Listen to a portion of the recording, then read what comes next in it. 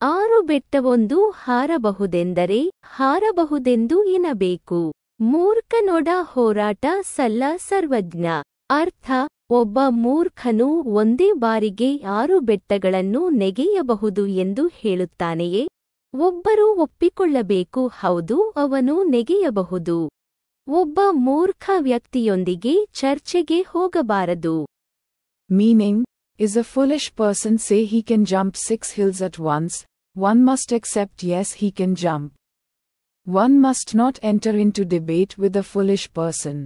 ನೀವು ಇದನ್ನು ಇಷ್ಟಪಟ್ಟರೆ ಒಂದು ಲೈಕ್, ಶೇರ್ ಮಾಡಿ.